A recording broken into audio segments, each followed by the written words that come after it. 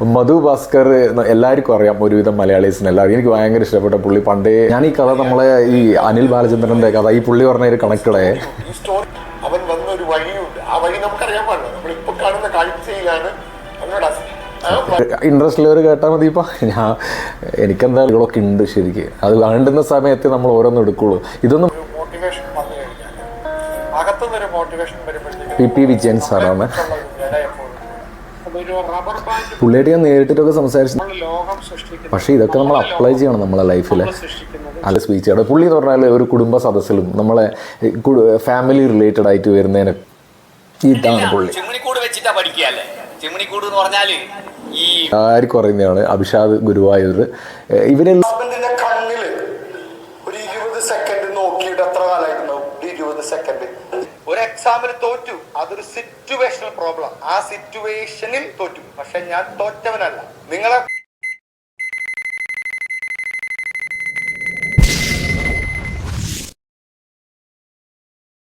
അടുത്ത ആള് നമ്മളെ സ്വന്തം മധു ഭാസ്കർ.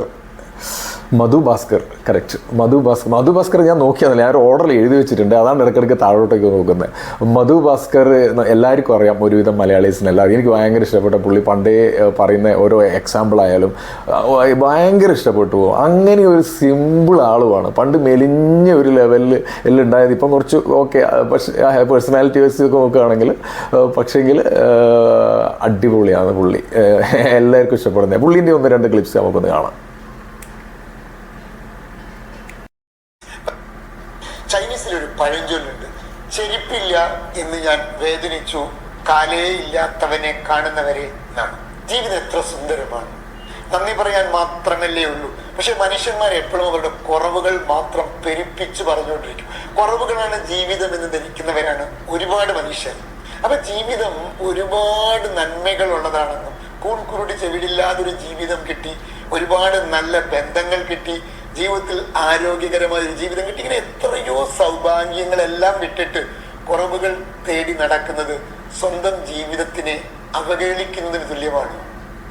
നിങ്ങളുടെ പ്രശ്നത്തിന് ഞാൻ സൊല്യൂഷൻ പറഞ്ഞു തരുമ്പോൾ ആ സൊല്യൂഷനിൽ നിങ്ങൾക്ക് എന്ത് ഉത്തരവാദിത്വമാണുള്ളത്? അഡ്വൈസിൽ സ്വീകരിക്കുന്ന ആൾക്ക് റെസ്പോൺസിബിലിറ്റി ഇല്ല എന്നതാണ്, കൊടുക്കുന്ന ആൾക്കാണ് റെസ്പോൺസിബിലിറ്റി. ആ റെസ്പോൺസിബിലിറ്റി സ്വീകരിക്കുന്ന ആൾക്ക് ഉണ്ടെങ്കിലേ അയാളത് സ്വീകരിക്കും, നടപ്പാക്കും. അപ്പൊ അത് കൊണ്ടുവരാൻ അഡ്വൈസിന് കഴിയുന്നില്ല എന്നതാണ് അഡ്വൈസിന്റെ ഒരു പരിമിതിയായി കാണുന്നത്. നിങ്ങളുടെ പ്രശ്നത്തിൽ നമ്മൾ ഈ സ്ഥാപനങ്ങളൊക്കെ മൈക്രോ മാനേജ് ചെയ്യരുതെന്ന് പറയില്ല. ഒരുപാട് micro don't break the law but break the rule എന്നാണ് പറയുന്നത്. ലോകത്തെ എല്ലാ ക്രിയേറ്റിവിറ്റികളും നിയമങ്ങളെ തെറ്റിച്ചതാണ്. ആ കാലഘട്ടത്തിൽ ഇരുന്ന നിയമങ്ങളെ തെറ്റിച്ചതാണ്, അല്ലെ? ഒരു കുട്ടി ആന വെളുത്ത ആനയെ വരച്ചു എന്ന് കരുതിക്കണം, ഉടനെ പറയണം ആന കറുത്തിരിക്കും എന്ന് പറയുന്നത്. ഇത്തരം റെസ്ട്രിക്ഷൻസ് ആ കുട്ടിയുടെ ക്രിയേറ്റീവായ സാധനത്തിനെ തടസ്സപ്പെടുത്തുന്നു എന്നാണ്. അപ്പൊ നമ്മളൊക്കെ ചോദിക്കും, യാഥാർത്ഥ്യബോധം ഉണ്ടാക്കി കൊടുക്കണ്ടേ? യാഥാർത്ഥ്യബോധത്തിൽ മാത്രം നിന്നാൽ ഈ ലോകത്ത് പുതിയതൊന്നും സംഭവിക്കില്ല എന്നുകൂടി നമ്മൾ മനസ്സിലാക്കണം. അതുകൊണ്ട് ഡോണ്ട് സെറ്റ് ദ റൂൾസ്. സ്ഥിരം നെഗറ്റീവ് പറയുന്ന ആളുകളെ മറ്റുള്ളവർക്ക് ഇഷ്ടമാവില്ല. ഞാൻ എപ്പോഴും നിങ്ങളോട് കാണുമ്പോഴെല്ലാം നെഗറ്റീവ് പറഞ്ഞുകൊണ്ടിരുന്നാൽ നിങ്ങൾ എന്നെ അവോയ്ഡ് ചെയ്യാനേ നോക്കുള്ളൂ. ജീവിതം ഒന്നും ആവണില്ല, ശരിയാവണില്ല, അവിടെ പോയാൽ പ്രശ്നം, ഈ നാട് നന്നാവില്ല, ഇവിടെ എല്ലാം കള്ളത്തരമാണ്, എൻ്റെ ജീവിതം രക്ഷപ്പെടാത്ത പോയത് ഞാനും. ഇങ്ങനെ എപ്പോഴും നെഗറ്റീവ് പറയുന്ന ആളുകളെ അവോയ്ഡ് ചെയ്യാനാണ് തോന്നുക. തുടക്കത്തൊക്കെ ചിലപ്പോൾ ഒരു സിമ്പതിയോടുകൂടി കേട്ടേക്കാം. പക്ഷെ നെഗറ്റീവ് പറയുന്ന ആളുകളെ പൊതുവെ ആളുകൾക്ക് ഇഷ്ടമുണ്ടാവില്ല, അവരെ അവോയ്ഡ് ചെയ്യുകയും ചെയ്യും. നിങ്ങൾ എൻ്റെ സ്ഥാപനത്തിന് വളരെ അത്യാവശ്യമുള്ള ഒരാളാണെങ്കിൽ, മോസ്റ്റ് വാണ്ടഡ് ആണെങ്കിൽ, എന്റെ കോമ്പറ്റീറ്റർ സ്ഥാപനത്തിന് നിങ്ങൾ മോസ്റ്റ് വാണ്ടഡ് ആയിരിക്കും. എന്നെ ഒരു സ്ഥാപനത്തിന് ഞാൻ മോസ്റ്റ് വാണ്ടഡ് ട്രെയിനർ ആണെങ്കിൽ വേറെ സ്ഥാപനത്തിനും ഞാൻ മോസ്റ്റ് വാണ്ടഡ് ആയിരിക്കും.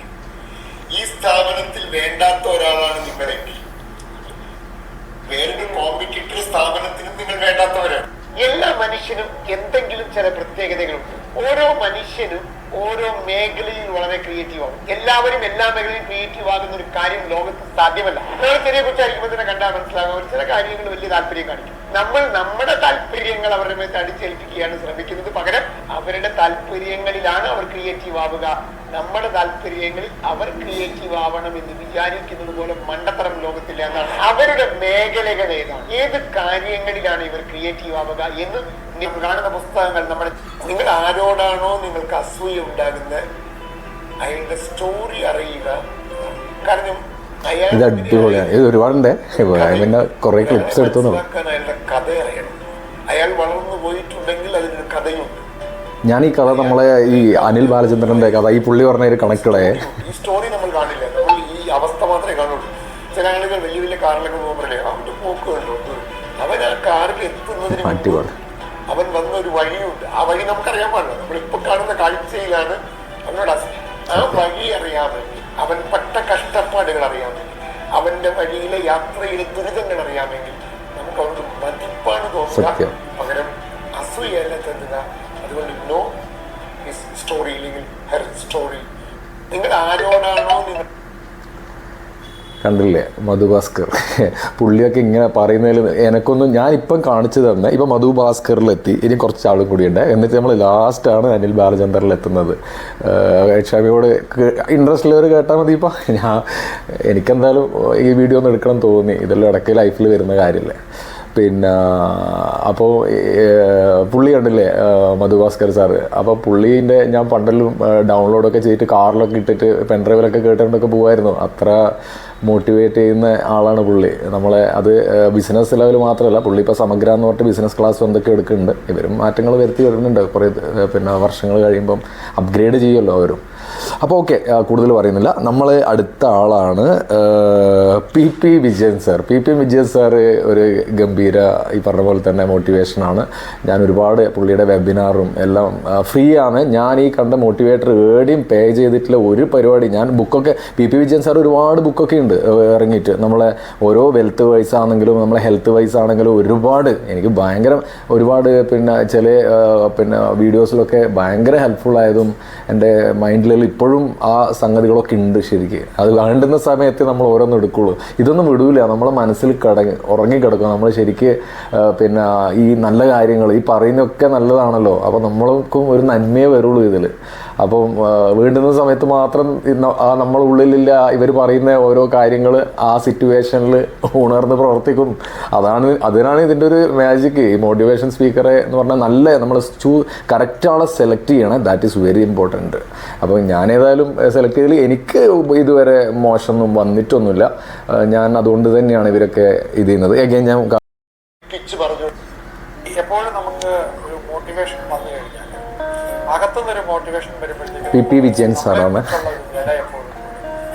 ഒരുപാട് ബുക്കൊക്കെ എഴുതിയിട്ടുണ്ട്, അതിന് ഓൺലൈനിൽ കിട്ടാനും ഉണ്ട്. ഞാൻ മേടിക്കണം എന്നൊക്കെ വിചാരിച്ചാ മേടിച്ചില്ല. ഇന്ന് എന്തെങ്കിലും ചെയ്യണമല്ലോ, പുതിയത് എന്തെങ്കിലും ചെയ്യണമല്ലോ, നമുക്ക് എപ്പോഴും ഒരു അതെന്തെങ്കിലും ചെയ്യാനായിട്ടുള്ള ഒരു ആഗ്രഹം, വീണ്ടും വീണ്ടും ചെയ്യാനായിട്ടുള്ള ആഗ്രഹം. അപ്പൊ അത് പ്രത്യേകിച്ച് നമ്മൾ ആഗ്രഹിക്കുന്ന ക്വാളിറ്റി, നമ്മുടെ മാക്സിമം പൊട്ടൻഷ്യാലിറ്റി. അപ്പൊ ഇതൊക്കെയാണ് നമുക്ക് സ്ഥാപനത്തിനകത്ത് എംപ്ലോയീസിനാണെങ്കിൽ ശരി ഒരു മോട്ടിവേഷൻ. അപ്പോൾ ഒരു ഞാൻ ജീവിതത്തിൽ നിങ്ങളെ സ്നേഹിക്കുന്നുണ്ട്, എനിക്ക് നിങ്ങളെ കല്യാണം കഴിക്കാനായിട്ട് വലിയ ആഗ്രഹമാണ്. അപ്പോൾ ഇവർ പറഞ്ഞു ഞാൻ ഇത്രയും തടിയനായിട്ട് ആളെ എന്തിനു ഞാൻ കല്യാണം കഴിക്കണം. അപ്പോൾ ഞാൻ അങ്ങോട്ട് പറയാനുണ്ട്, നിങ്ങൾക്ക് അങ്ങനെ അത്ര ഇഷ്ടമാണെന്നുണ്ടെങ്കിൽ ഞാൻ ഒരു വർഷം നിങ്ങൾക്ക് വേണ്ടി ഞാൻ വെയിറ്റ് ചെയ്യാം. നിങ്ങളുടെ വെയിറ്റ് 80 കിലോയിൽ താഴേക്ക് കുറയ്ക്കണം. അപ്പോൾ രണ്ടാമതായി 100 മീറ്റർ വലിച്ചു കെട്ടിയിരിക്കുന്ന ഒരു ടൈറ്റ് റോപ്പിലൂടെ 100 മീറ്റർ നടക്കണം. ഈ 2 കാര്യങ്ങൾ ചെയ്യാമെങ്കിൽ ഡെഫിനറ്റ് ആയിട്ട് ഞാൻ കല്യാണം കഴിക്കും. ഞാൻ ഒരു വർഷത്തേക്ക് നിങ്ങൾക്ക് വേണ്ടി വെയിറ്റ് ചെയ്യും. പിന്നെ ഒരു വർഷം ടൈം.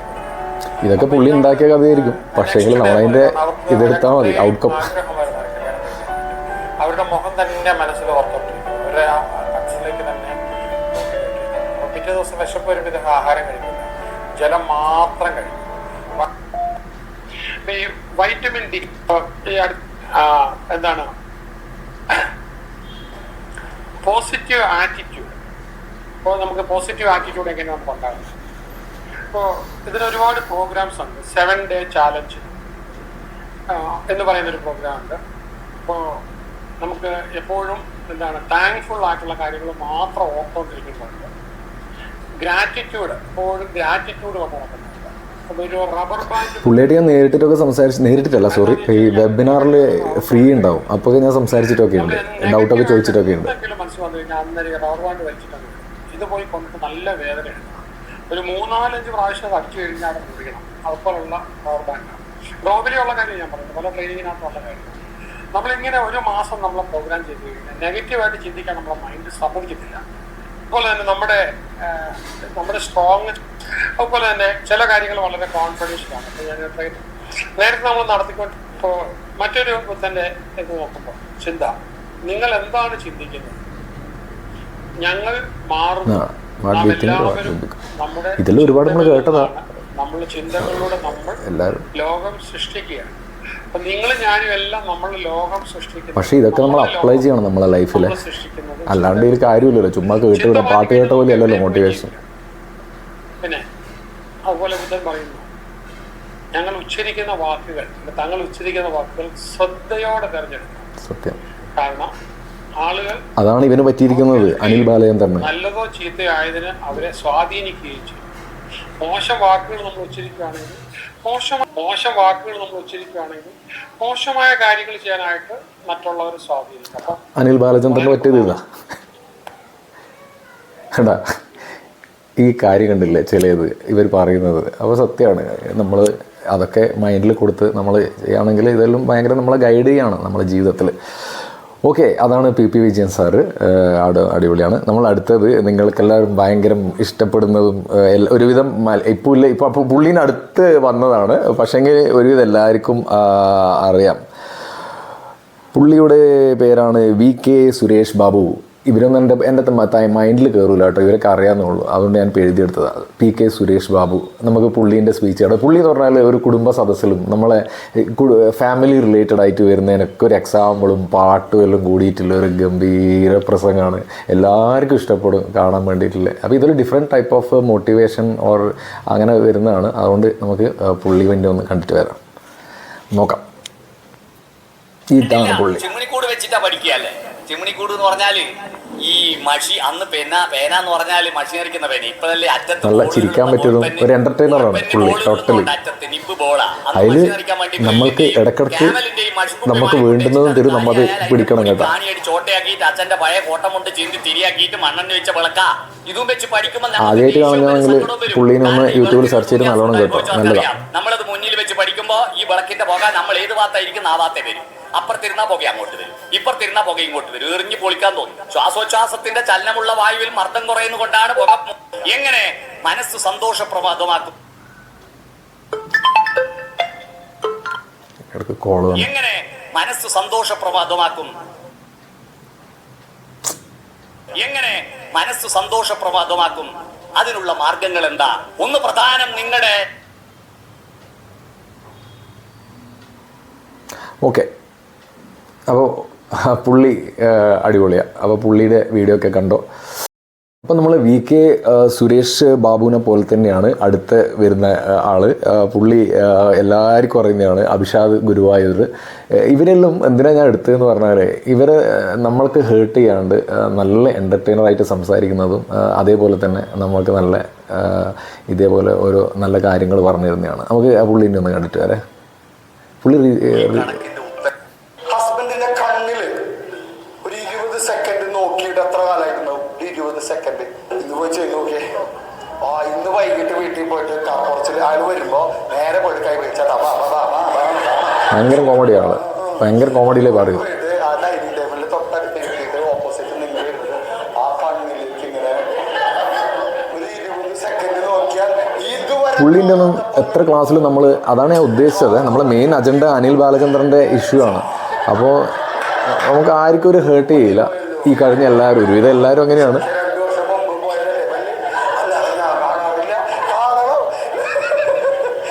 നമുക്ക് നിയന്ത്രണമില്ലാത്ത കാര്യങ്ങളിൽ ടെൻഷൻ അടിക്കരുത്. എന്റെ വീട്ടിലൊക്കെ എന്ത് രസം എന്നറിയോ? എന്റെ വീട്ടിൽ ഞാനും ഭാര്യയും കൂടി തീരുമാനിച്ചു വെച്ചിട്ടുണ്ട്, വീട്ടിലെ വലിയ വലിയ കാര്യങ്ങളൊക്കെ ഞാൻ തീരുമാനിച്ചു. നമ്മൾ ഇതെല്ലാം അപ്ലൈ ചെയ്താൽ നമ്മൾക്ക് നല്ല മാറ്റം ഉണ്ടാവുക. അതാണ് ഞാൻ ഇടയ്ക്കിടയ്ക്ക് പറഞ്ഞുകൊണ്ടിരിക്കുന്നത്. അതുകൊണ്ട് ഈ മോട്ടിവേഷൻ മോശമൊന്നുമല്ല. ചില ചാനലുകൾ പറയുന്നുണ്ട് എന്ത് മോട്ടിവേഷൻ ആർക്കാ വേണ്ടുന്നല്ലോ. അവർക്ക് വേണ്ടാത്തവർക്ക് വേണ്ട, വേണ്ടുന്നവർക്ക് എടുക്കാം. നമുക്ക് നഷ്ടമൊന്നുമില്ലല്ലോ. മൊത്തത്തിൽ മനസ്സിലായില്ല എന്റെ അവസ്ഥ. നമ്മളെ പിടിയിലില്ലാത്ത കാര്യങ്ങൾ നമ്മൾ എന്തിനാണ് ചിന്തിക്കുന്നേ? നമ്മളെല്ലാവരും പറയുന്നൊരു കാര്യമാണ്. എല്ലാവരും പറയാ ഈ ഗവൺമെന്റ് എന്താ ഇങ്ങനെ സിറ്റുവേഷണൽ പ്രോബ്ലത്തെ പേഴ്സണാലിറ്റി പ്രോബ്ലം ആക്കി മാറ്റി. ഒരു എക്സാമിൽ തോറ്റു, അതൊരു സിറ്റുവേഷണൽ പ്രോബ്ലം. ആ സിറ്റുവേഷനിൽ തോറ്റു, പക്ഷെ ഞാൻ തോറ്റവനല്ല. നിങ്ങളെ പ്രസംഗിക്കാൻ ആ, സ്റ്റേജിലേക്ക് സത്യം നോക്കിയേ. വാക്കുകൾ വന്നില്ല, അടിച്ചു.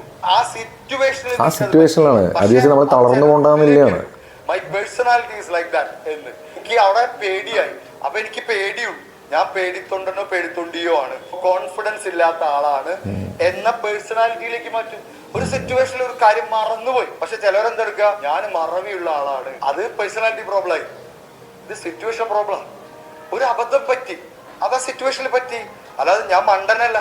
നോക്കൂ, ഞാൻ തോറ്റിട്ടുണ്ട് പക്ഷെ തോറ്റവനല്ല. ഞാൻ കരഞ്ഞിട്ടുണ്ട് പക്ഷെ ദുർബലനല്ല. ആ സന്ദർഭങ്ങളൊക്കെ ഉണ്ടായിട്ടുണ്ട്. I have those situations.